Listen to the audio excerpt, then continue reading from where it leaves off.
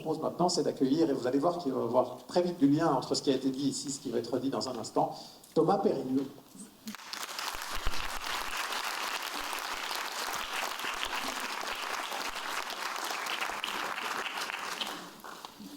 Peut-être vous présenter en quelques mots. Vous êtes aussi sociologue, professeur à l'UC Louvain, mais vous avez aussi une expérience de terrain, une expérience de travail, notamment dans une clinique du travail à Liège. Alors, avant qu'on commence la présentation, de vous expliquer en quelques mots en quoi consiste votre travail et justement ce que vous allez pouvoir nous amener ici en vertu de cela. Oui, c'est ça. Est-ce que vous m'entendez? J'ai aussi un menton propice au micro. Oui, là, qui vient un tout petit peu comme ça. Un peu plus comme ça. Ok. Donc j'ai, depuis une quinzaine d'années, une pratique d'intervenant dans ce que nous avons appelé une clinique du travail. Donc une clinique ouverte à des personnes en difficulté professionnelle. Elle se situe à Liège, elle s'appelle le CITES. C'est dans le cadre d'une structure hospitalière plus large. Et au fond, c'est une chance de pouvoir avoir un lieu d'écoute, un lieu où les personnes peuvent parler de leur travail, ce qui n'est pas évident, et peut-être s'écouter elles-mêmes aussi sur ce qu'elles vivent au travail. Alors j'ai aussi une pratique en privé. Et puis j'ajouterai un point un peu différent, c'est que j'ai eu une courte expérience, courte mais intense, de travail dans le secteur psychiatrique. Et comme sociothérapeute dans une institution à Bruxelles. Et ça m'a fait toucher du doigt la question des rapports entre travail et folie. Je suis animé par l'idée de la valeur humaine de la folie. C'est une expression qu'avait utilisée un psychiatre catalan connu, François Tosquelles. Et c'est un peu le fil de ce que je voudrais discuter avec vous aujourd'hui. La question de la folie de la norme. Eh bien voilà, on va se lancer directement du coup dans le débat. C'est là que je disais qu'il va sans doute y avoir des échos par rapport à ce que Bernard Fuselier avait pu dire. Visiblement, tout fonctionne pour la présentation. Alors commençons avec vous en se posant la question, dans quel monde travaillons-nous aujourd'hui? Vous nous dites, vous, qu'on est aujourd'hui dans un monde où règne une forme de folie de la norme. Alors ça veut dire quoi? Oui, c'est une expression un peu paradoxale. On pourrait, habituellement, on oppose le normal et le pathologique. Donc, ça semble un peu bizarre de dire que la norme peut être folle. Par contre, c'est possible de dire que la passion pour la norme, elle, peut prendre un tour un peu fou. Alors, juste pour entamer un peu la réflexion, je voudrais vous proposer une citation d'un poète.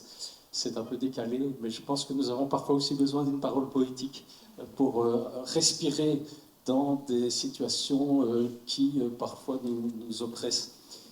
C'est la parole, la citation d'un poète des Caraïbes qui nous dit donc « De partout monte le sentiment qu'inexorablement le monde s'obscurcit. Et à ce sentiment répond en écho une aspiration diffuse à vivre dans la beauté. » Aspiration à vivre dans la beauté, je dirais aussi, dans ce que nous entendons souvent en consultation, l'aspiration à travailler dans une certaine beauté, à faire du beau travail. C'est une aspiration très forte, très centrale, et je pense que c'est en partie cette aspiration-là qui est empêchée par ce que j'appelle la folie de la norme. Alors, c'est quoi cette folie de la norme? Moi, cette expression m'est revenue à l'esprit en entendant de très nombreux patients dans des métiers très différents, des secteurs très différents, qui tous, d'une certaine façon, témoignent du fait que leur travail a changé au point de rendre leur métier méconnaissable, voire même impraticable.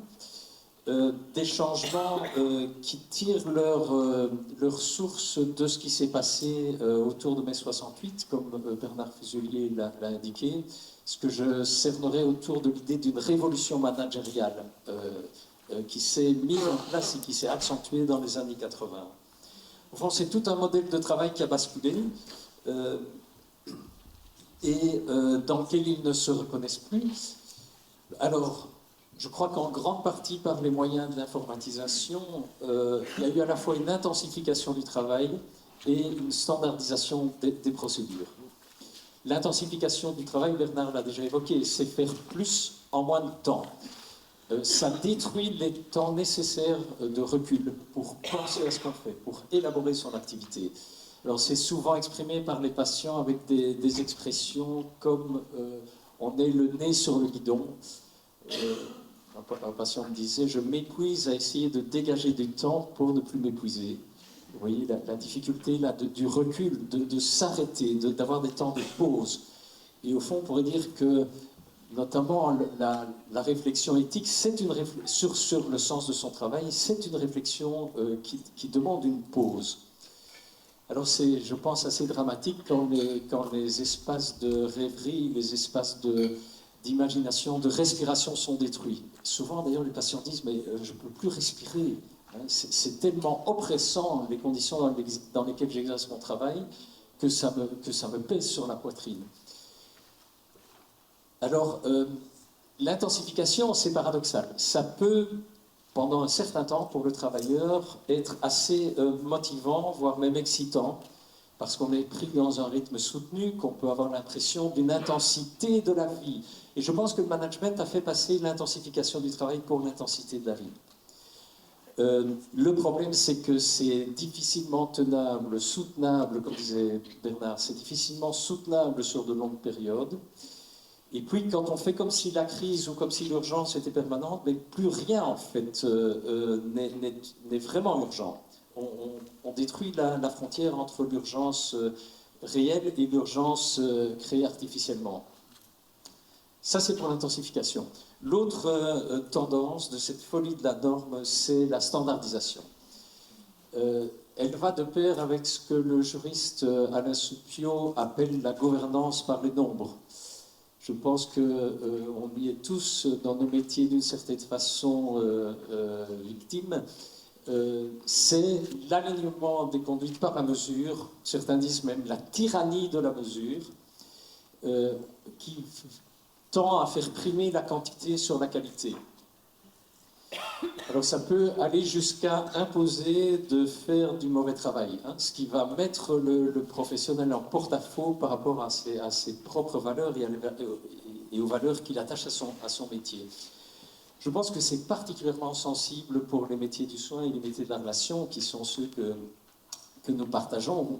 Vous le savez, on le sait, ce sont des métiers difficiles, ce sont des métiers qui nous confrontent presque en permanence à la souffrance, à la précarité, non seulement psychique, mais aussi sociale, à ce qui, au fond, peut faire, mais aussi défaire l'être humain. Et donc, d'une certaine façon, ces métiers nous demandent une implication forte, ne nous laissent jamais indemnes. Ils demandent aussi de s'exercer par la parole et dans la rencontre. Alors j'avais un peu opposé dans mon titre folie de la norme et risque de la rencontre. Nous devons être dans la singularité des situations.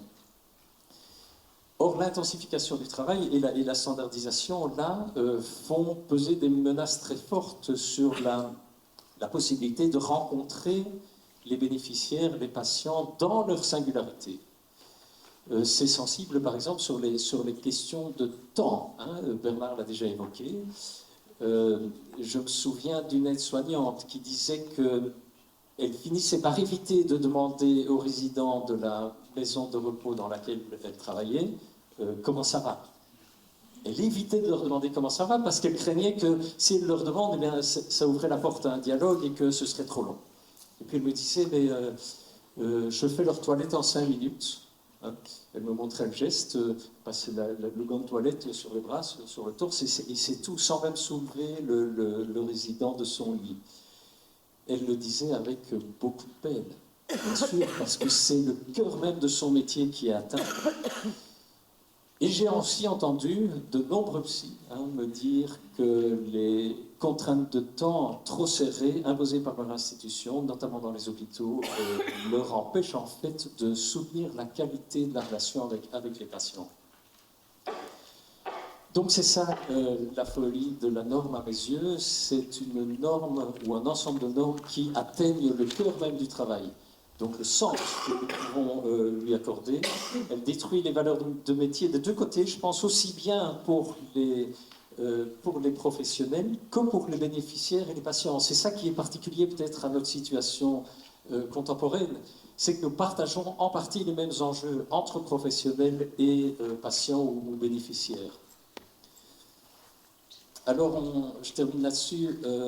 On dit qu'on est dans une société qui promeut la singularité. Moi, je ne pense pas. Je pense que nous sommes dans une société qui, au contraire, impose une pression très forte au conformisme, en tout cas dans le monde du travail, un conformisme qui va jusqu'à la normalisation. On pourra peut-être rediscuter de ce terme. En tout cas, la normalisation, c'est la face sombre de la norme si elle n'est pas contrebalancée par la possibilité de créer, d'inventer collectivement d'autres normes, de nouvelles normes. Et donc je pense que notre rôle de clinicien, c'est en partie de mettre en cause la normalité de la norme, notamment dans ces situations très fréquentes, hein, peut-être de plus en plus fréquentes, de patients qui nous disent « mais j'ai été amené à faire du travail de mauvaise qualité, j'ai même dû appliquer des décisions contraires à mes propres valeurs, est-ce normal ?» Je me souviens comme ça d'une directrice des ressources humaines qui avait dû licencier du personnel à répétition avec des méthodes à la limite de la légalité.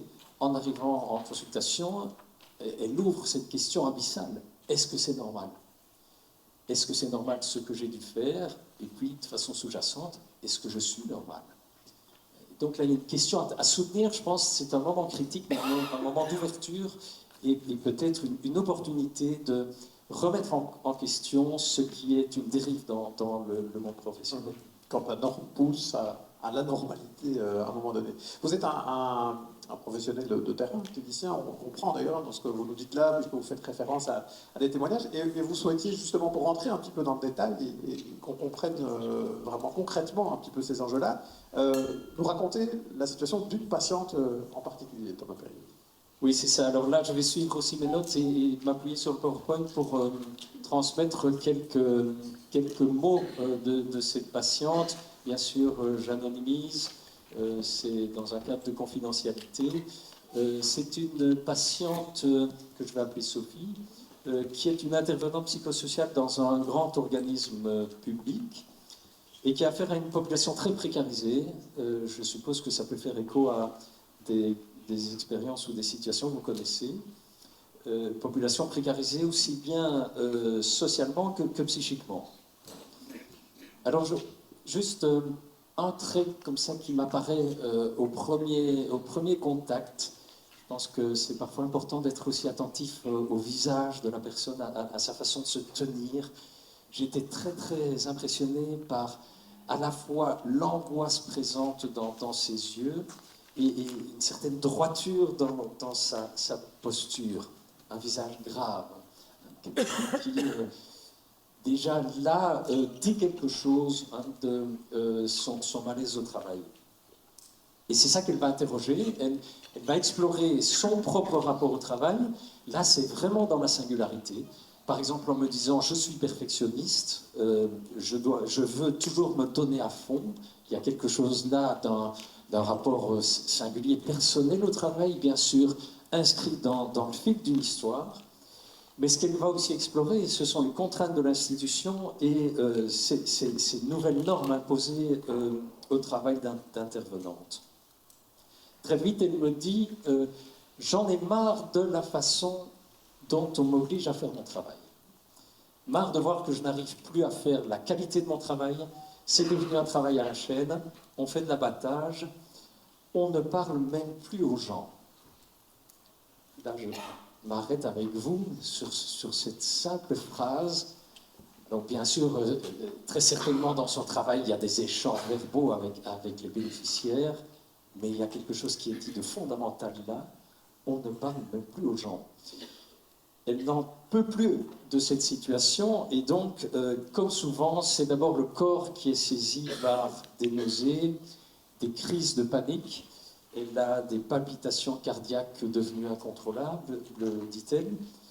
Et ce qu'elle en dit aussi, c'est quand vous avez l'impression de faire du mauvais travail, vous êtes dégoûté.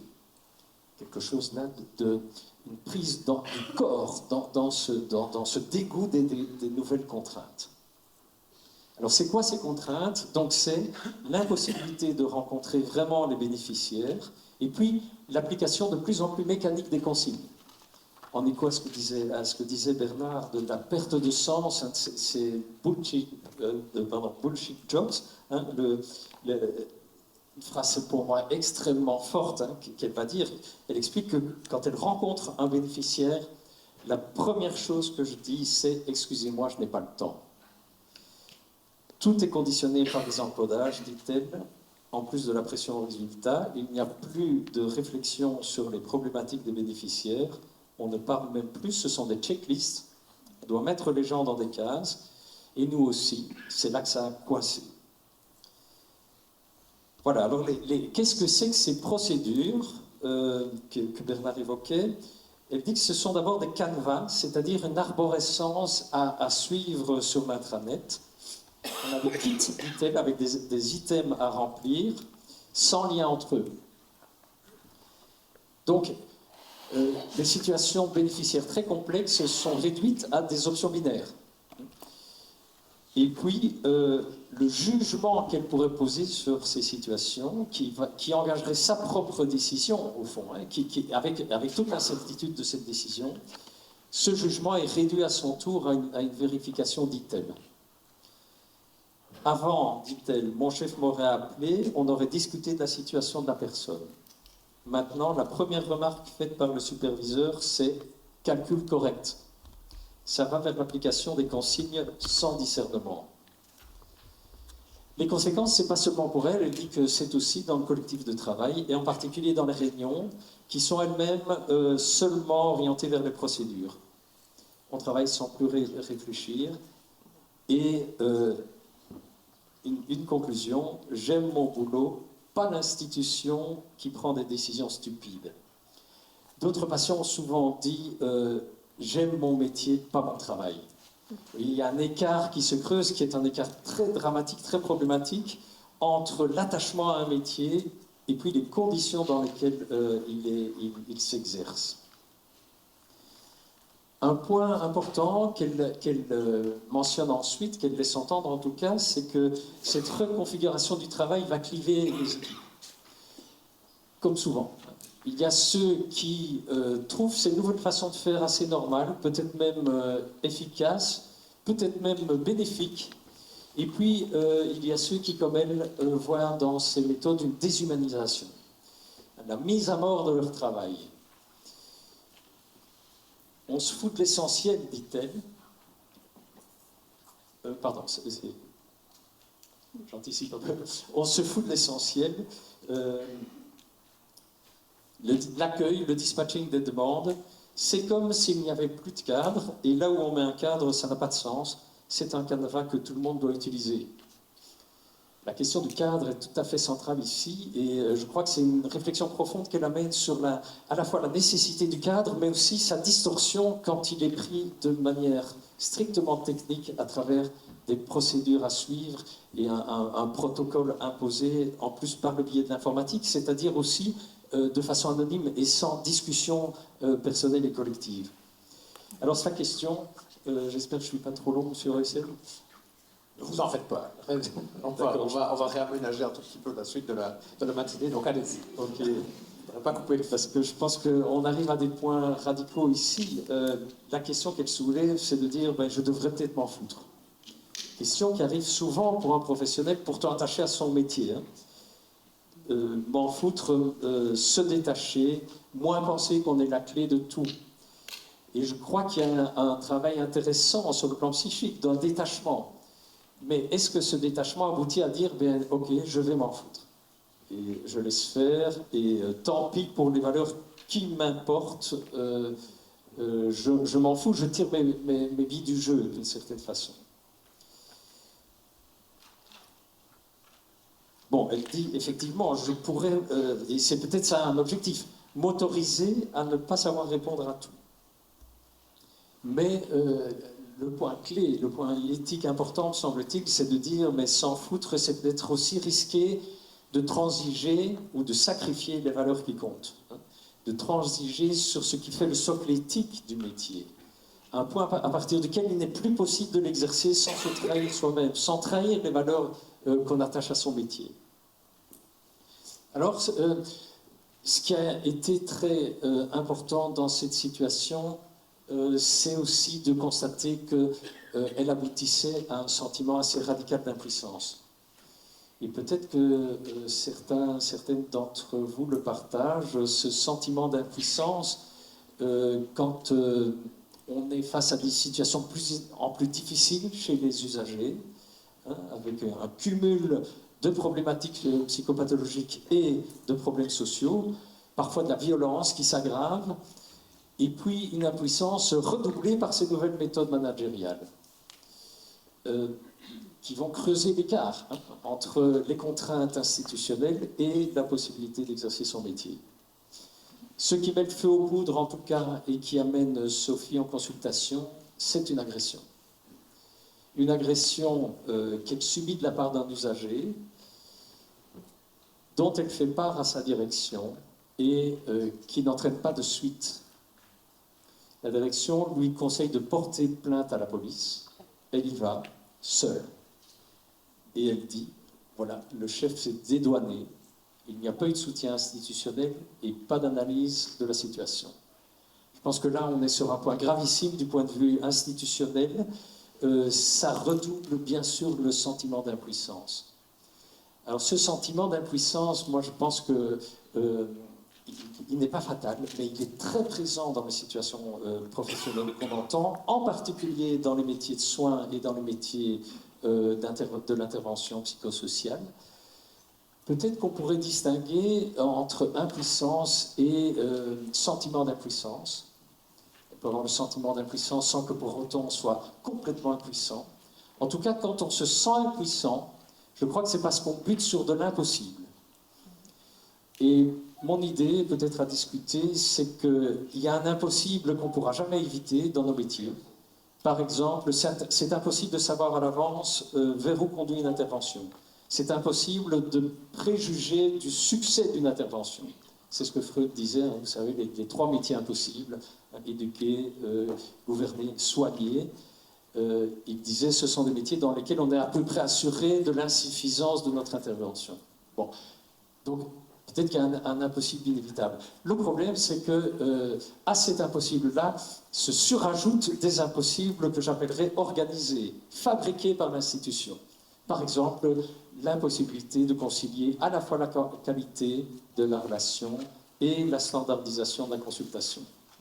Là, on a des impossibles dans lesquels on est prisonnier. Et le risque, c'est que ces impossibles-là nous empêchent de prendre à bras-le-corps ce qui fait l'impossible fondamental de nos métiers. Voilà, autour du sentiment d'impuissance, peut-être qu'on aura l'occasion d'en discuter ensemble et d'échanger sur ce point, parce qu'on peut plonger dans des abîmes, au fond, hein, d'inaction, et une inaction qui ronge et qui finit par se retourner contre nous, alors qu'il pourrait y avoir d'autres leviers. Alors, peut-être, parce que là, évidemment, c'est un constat très lourd, et je vois des visages un peu graves ici dans l'assistance de ce que vous nous décrivez là. Essayez quand même de tracer quelques possibilités de pistes de sortie. Quelles sont les issues, en fait, à tout cela Je vais dire comme Bernard, c'est une excellente question. Elle n'est pas facile à résoudre. Je crois qu'il y a un premier point qui est encore un point de diagnostic, c'est de constater cette homologie de situation entre ce qui arrive à nos patients ou à nos bénéficiaires dans nos institutions et ce qui peut nous arriver à nous comme professionnels. Je pense qu'on peut se demander comment aider ou accompagner une personne quand on est soi-même en situation précaire, dans une institution défaillante, soumis à des procédures qui perdent leur sens, ou bien englué dans ce sentiment d'impuissance. C'est évidemment une situation d'impasse très, très difficile. Et pourtant, il y a des issues, effectivement, je pense qu'il y a des issues. Le premier élément, ça va peut-être pas vous étonner, on l'a déjà lourdement mentionné, c'est la question du temps. Sophie expliquait que la première chose qu'elle disait en rencontrant un bénéficiaire, c'est « excusez-moi, je n'ai pas le temps ». Alors, pour beaucoup, effectivement, l'accélération fait perdre l'essentiel du travail. Pourtant, il arrive qu'on soit amené à s'arrêter. Et peut-être qu'on peut le choisir, pas forcément dans un arrêt de travail, mais dans des moments de recul, des moments de prise de distance. Alors, je voudrais vous proposer ici, si vous êtes d'accord, sur Hussein, un petit exercice. Je crois qu'on vous a fourni une feuille à l'entrée. Je vais vous inviter à prendre cette feuille pour répondre à une question que nous reprendrons alors après la pause.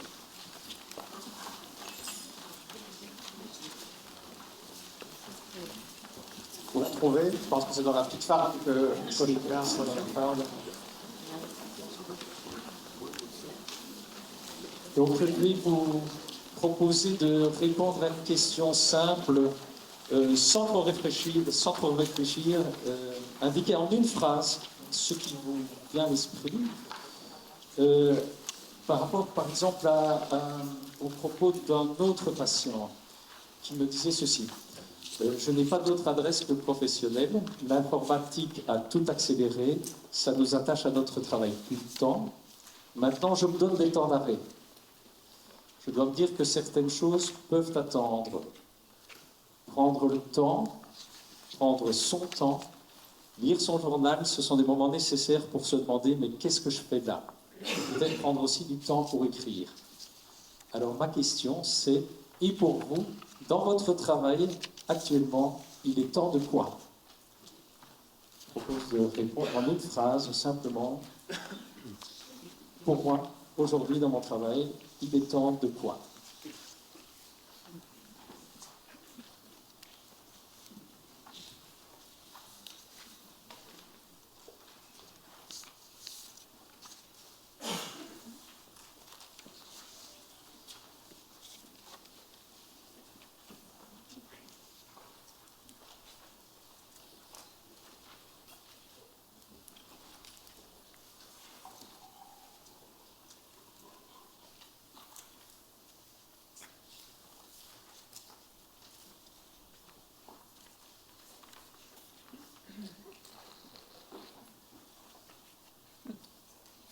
Ça va? Je vous remercie de faire ce petit exercice. Je me suis dit qu'on est nombreux, on est rassemblés, on peut peut-être aussi profiter de ce moment pour s'arrêter et puis se dire, on le reprendra collectivement si vous êtes d'accord, se dire, il est temps de quoi?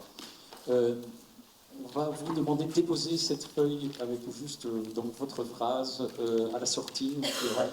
Pour la une petite boîte là, juste à la sortie, quand vous partirez à la pause. Et donc vous pouvez juste glisser ça dans la petite urne qui est faite pour ça. Pour vous, dans votre travail, il est temps de quoi? Alors je peux peut-être conclure, bon, peut-être avec deux choses. Première chose, je vais parler de folie de la norme. C'est une expression qui vient de plusieurs cliniciens. C'est par exemple Jean Aubry, François Toscaïès, Christophe Dejour, qui ont aussi parlé de normopathie. La situation où la normalité elle-même devient pathologique. Quand on s'adapte de façon conformiste à des normes qui deviennent elles-mêmes folles, qui tournent fou. Mais en même temps, ils ont proposé une certaine conception du travail. Peut-être que c'est aussi une ligne pour réfléchir à des issues. Vous demandiez à Bernard ce qu'est le travail. Ça complète peut-être un peu. Là, vous avez des propositions très fortes sur la conception du travail. Toscaïès disait que le travail, c'est une façon de développer la vie par la dialectique des échanges avec l'autre. Développer la vie. C'est une belle expression. Le travail déclenche l'imagination créatrice mise en œuvre dans chacun des groupes concrets dont chaque homme fait partie. Il permet de fabriquer un monde commun. Alors, dans cette perspective, un deuxième élément clé, après la question du temps, je pense que c'est la question de la coopération. Retrouver des forces de coopération, d'abord proches, dans les équipes, pour résister au sentiment d'impuissance et au désespoir. Autre proposition, celle de Christophe Dejour, il s'agit d'élaborer ensemble des règles de métier qui permettent d'échapper à la normalisation. Alors, cette possibilité-là, cette capacité collective de créer de nouvelles réponses, elle passe par plusieurs conditions. C'est d'abord préserver les temps de maturation, maintenir des sas. Je suis très frappé chez les patients qui viennent en consultation par le fait que c'est comme s'il n'y avait plus de différence de temps. Tout est homogénéisé entre le temps de travail, le temps de travail professionnel, le temps de travail domestique, le temps de loisir. Tout prend finalement le même rythme ou la même cadence. Résister à l'urgence permanente. Condition aussi de créer des solidarités proches entre les intervenants, en amenant souvent de l'extériorité dans les équipes de travail pour éviter ce qui serait un isolement de l'équipe, d'ailleurs souvent similaire à celui des patients ou des bénéficiaires dont nous avons la charge. Pouvoir mettre en œuvre de l'humour, de l'ingéniosité, c'est pas simple dans ces conditions qui nous oppressent, et pourtant c'est une ressource fondamentale quand elle est possible dans l'équipe. Revenir aux responsabilités fondamentales du métier. Vous voyez, ce sont des lignes, ce n'est pas des issues, mais ce sont des lignes assez radicales. Alors, ce n'est pas un catalogue de bonnes pratiques, mais c'est peut-être des points de repère pour tenir contre la solitude et l'impuissance, peut-être aussi tenir par l'écriture personnelle et par la parole partagée. Parce que je crois que, je termine avec ça, si nos patients sont parfois pris dans une folie de la norme dans leur situation professionnelle, nous aussi, comme intervenants, nous pouvons être dans une folie de la norme dans notre propre institution. Alors je crois qu'il faut pouvoir mettre en cause la norme du travail lui-même et la normalité de la société où ce travail prend place. Question, est-ce qu'il s'agit pour les patients d'être comme les autres avec un travail salarié, ou au contraire de s'en écarter pour penser les conditions qui permettent de la créativité? Nous luttons pour le retour au travail de certains patients ou pour l'insertion professionnelle de personnes éloignées du circuit productif. Mais à quoi bon lutter si le travail n'est en rien thérapeutique, si les conditions de travail ne permettent en rien de déclencher l'imagination ni de développer la vie? Voilà, je vous remercie beaucoup pour votre attention.